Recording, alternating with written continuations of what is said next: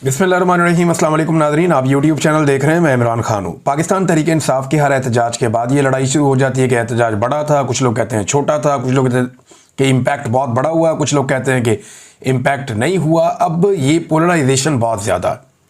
कुछ लोग जो है वो कोशिश करते हैं खाली सड़कें दिखाएं, और कुछ लोग दिखाते हैं कि जी एहतजाज हो रहा है और लोग निकलें और लोग ज़ोर लगा रहे हैं। लेकिन ये बाकी पॉलिटिकल पार्टीज़ के साथ नहीं होता। क्यों नहीं होता? वजह यह है कि वो पॉलिटिकल एक्टिविटी करते ही नहीं है। जब कोई पॉलिटिकल एक्टिविटी करेगा तभी आप उसके ऊपर सवाल उठाएंगे ना कि ये अच्छी हुई या बुरी हुई। पीएमएलएन को एक पॉलिटिकल एक्टिविटी किए हुए बहुत लंबा अरसा हो गया। मियां नवाज शरीफ साहब जिस दिन पाकिस्तान वापस आए थे, मेरी नज़र में वो आखिरी पॉलिटिकल एक्टिविटी थी जो पीएमएलएन ने की थी, और वो भी पूरे पाकिस्तान से उन्होंने बंदे इकट्ठे किए थे और किसी की भी मियां साहब की तरफ तवज्जो नहीं थी। ना कोई बंदा मियां साहब को सुन रहा था, ना देख रहा था, ना कोई देखना चाहता था। मियां साहब आए, कबूतर उड़ाए और मियां साहब के तोते उड़ गए उस दिन कि ये तो वो अवाम ही नहीं है जिनको मैं छोड़कर गया था पाकिस्तान में। मियां साहब के पाकिस्तान से डील करके बाहर जाने और वापस आने के बीच में पाकिस्तान बहुत ज़्यादा बदल गया था। लेकिन मियां साहब को जब पता चला कि कादी फायद ईसा साहब आ गए हैं और अब बात बन गई है, तो वो इस चक्कर में वापस आ गए। लेकिन उनके पल्ले कख नहीं बचा। पीपल्स पार्टी भी डिस्कस नहीं होती। फजल रहमान साहब के अपने मदारिस की एक स्ट्रेंथ है, वो ले आते हैं, वो भी डिस्कस नहीं होते। लेकिन डिस्कस पाकिस्तान तहरीक इंसाफ होती है, क्योंकि पॉलिटिकल एक्टिव जो एक जमात है इस वक्त, जो फुली पॉलिटिकली एक्टिव है, वो पाकिस्तान तहरीक इंसाफ है। और आप माने या ना माने, वो एक पॉलिटिकल हकीकत के तौर पे बार बार सामने आते हैं। इमरान खान साहब ने कम से कम ये करके दिखाया है कि एस्टेब्लिशमेंट अपनी मर्जी हर बार मुसल्लत नहीं कर सकती।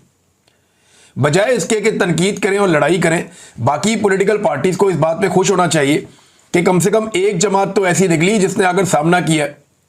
कम से कम एक जमात तो ऐसी निकली है जो डट कर खड़ी है और अभी तक तबाह नहीं हो सकी, या उसे पीछे नहीं हटना पड़ा, या उसे ज़मीन पर लेटना नहीं पड़ा। बाकी सारे ये चाहते हैं कि क्योंकि एस्टेब्लिशमेंट ने सबको जूते मारे हैं, लिहाजा पाकिस्तान तहरीक इंसाफ भी जूते खाए और उसी तरह हो जाए। बाकी सारे जो है वो सरेंडर कर चुके हैं, तो तहरीक इंसाफ भी सरेंडर करे तो ये हमारी तरह के हो जाएंगे। लेकिन तहरीक इंसाफ वो लड़ाई लड़ रही है जो पाकिस्तान की लड़ाई है इस वक्त, यानी एस्टेब्लिशमेंट को सियासत से घसीट कर बाहर निकालना। पाकिस्तान का इससे बेहतर तो कोई भला नहीं हो सकता, और ये सारी जमातों को करना चाहिए था, और अपने अपने दौर में सबने कोशिश की भी है, लेकिन कामयाब नहीं हुए। वजह यह है कि वो बीच में कोशिश छोड़कर डील कर लेते थे एस्टेब्लिशमेंट के साथ, उनकी शराइत पे आ जाते थे।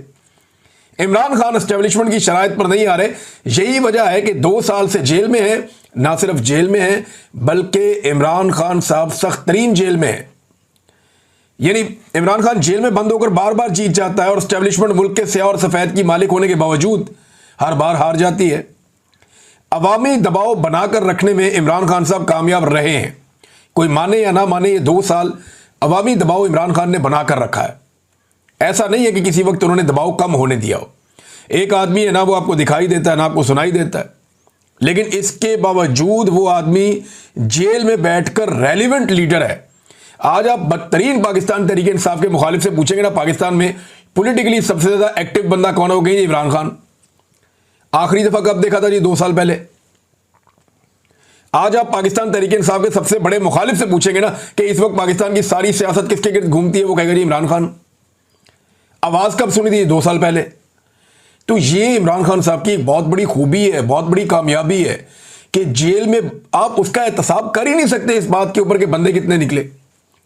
आप उसका इसके ऊपर पकड़ कर ही नहीं सकते कि आपने पूरा पाकिस्तान क्यों नहीं बाहर निकाल दिया। भाई, जो लोग कहते हैं कि लाखों लोग क्यों नहीं नजर आ रहे इकट्ठे, तो ये लाखों लोग इकट्ठे तो होने ही नहीं थे किसी जगह पे। इन्होंने तो अपने अपने इलाकों में निकलकर एहतजाज करना था। ये छोटी बड़ी रैलियां निकलनी थी और वो निकली हर तरफ, वो देखा सारे पाकिस्तान ने। जो लोग कहते हैं कि बहुत बड़े पैमाने पर लोग इकट्ठे क्यों नहीं हुए, उनसे गुजारिश है कि ज़रा वो वहाँ पे ज़रा इजाज़त देकर तो देखें ना। इस्लामाबाद में वो जो बड़ा वाला पार्क है, वहाँ पे इजाज़त दें, फिर तमाशा देखें। ज़रा माहौल खोलें ना 2 दिन के लिए कि जनाब 2-4 दिन कोई पकड़ धकड़ नहीं होगी। पाकिस्तान तहरीक इंसाफ को खुली इजाज़त है, वो यहाँ पे आके जलसा कर लें डी चौक में, या वो पार्क के अंदर कर लें, तो आप देख लें दूध का दूध पानी का पानी हो जाएगा। लियाकत बाग रावलपिंडी में इजाज़त दे दें उन्हें, फैसलाबाद के घंटाघर चौक में उनको इजाज़त दे दें, गुजरांवाला का जो बड़ा मशहूर एक पार्क है वहां पे इजाजत दे दे, या चले मीनारे पाकिस्तान लाहौर में इजाजत दे दे पाकिस्तान तहरीक इंसाफ को। और उन्होंने ये सारी इजाजतें मांगी हैं, बार बार मांगी हैं पाकिस्तान तहरीक इंसाफ ने, उन्हें इजाजत दी नहीं जाती, जो कानूनी इजाजत है वो दी जाती है। अच्छा, एक अखबार है उसको बार बार लोग पेस्ट कर देते हैं उठाकर, जब इमरान खान ने कहा था कि जो जलसे के लिए सामान मुहैया करेगा उनका सामान जब्त कर लिया जाएगा। ये इमरान खान ने कोई पॉलिटिकल जलसे रोकने के लिए नहीं कहा था, ये जब कोरोना वायरस फैल गया था तब ये एडवाइजरी आई थी कि लोगों को इकट्ठा ना किया जाए, और जलसे के अंदर लोग इकट्ठे होते हैं, तो तब इमरान खान साहब ने कहा था कि जो टेंट सर्विस वाले ये सामान मुहैया करेंगे उनका सामान हम जब्त करवा देंगे, क्योंकि वायरस फैल रहा है कोरोना वायरस की वजह से।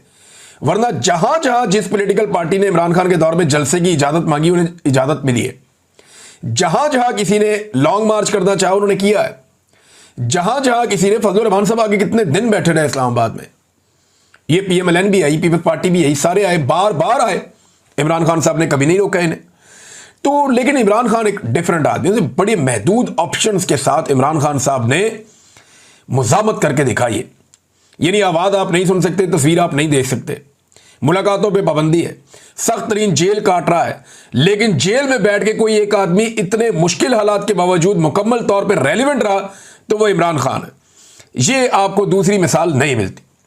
यानी मुझे अच्छी तरह याद है कि जब फस्तायत का दौर था PMLN के खिलाफ, परवेज मुशर्रफ का दौर, हालांकि ये दौर उससे ज्यादा खौफनाक है, तो तब शहबाज शरीफ ने एक दिन फैसला किया कि वो बरतानिया से पाकिस्तान आ जाएंगे। इन्होंने पाकिस्तान आने का फैसला किया और पूरे पाकिस्तान के अंदर जनाब हम कैंपेन चलाएंगे, बहुत पैसा खर्च किया, बड़े लोगों को इन्होंने कहा, सारी पार्टी को इन्होंने मोटिवेट किया, तो कहीं कोई बंदा ही नजर नहीं आया सारा दिन। अगर परवेज मुशर्रफ की तरफ से इजाजत होती तो PMLN वहां पे उस वक्त लहरें बहरें कर देती बंदों की, लेकिन पाकिस्तान तहरीक इंसाफ उससे ज्यादा मुश्किल हालात में उससे अच्छा परफॉर्म कर रही है, यह सबको मानना पड़ेगा। जब शहबाज शरीफ वजीर आला पंजाब था और नवाज शरीफ साहब अपनी बेटी के साथ एयरपोर्ट आ रहे थे तो उन्हें रिसीव करने जाना था, यह मियां साहब का हुक्म था, और मैंने टीवी पे बैठ के उस दिन कहा था कि शहबाज शरीफ किसी सूरत भी कंटोनमेंट में दाखिल नहीं होगा। क्यों दाखिल नहीं होगा? मैंने कहा मैं शहबाज शरीफ को अच्छी तरह जानता हूं, ये कभी भी एंटी एस्टेब्लिशमेंट एक इतना सा भी कदम नहीं उठाएगा, ये नहीं जाएगा आदमी कभी भी, ये बहुत अच्छा बच्चा है। उस वक्त जावेद चौधरी साहब एक दो और सहाफी थे वहां पे टीवी के ऊपर मेरे से गर्म हो गए, उन्होंने कहा नहीं नहीं नहीं शहबाज शरीफ जाएगा। मैंने कहा जी मैं आपको बता रहा हूं कि ये आदमी कभी भी कैंट की हुदूद में दाखिल ही नहीं होगा। ये वजीर आला पंजाब का बेशक, लेकिन ये कैंट की हुदूद में दाखिल नहीं होगा। और यही हुआ कि मियां साहब को एयरपोर्ट से लेकर चले गए और शहबाज शरीफ साहब कैंट की हुदूद में दाखिल हुए बगैर माल रोड से अपनी तकरीर करके वापस निकल लिए। एग्जैक्टली शहबाज शरीफ साहब ने उस दिन वही किया जो गंडापुर साहब करते हैं आजकल। तो शहबाज शरीफ साहब बहुत अच्छे बच्चे थे और उसका उन्हें तोहफा भी मिला, लेकिन नवाज शरीफ साहब जो हैं वो इतने अच्छे बच्चे नहीं थे, लेकिन अब वो बहुत अच्छे बच्चे बन गए। नाज़रीन, पाकिस्तान तहरीक इंसाफ ने खैबर पख्तूनख्वा में तो उनकी हुकूमत है, तो वहां बहुत बड़ी बड़ी रैलियां होनी थी, मर्दान में बहुत बड़ा प्रोग्राम हुआ, स्वाबी इंटर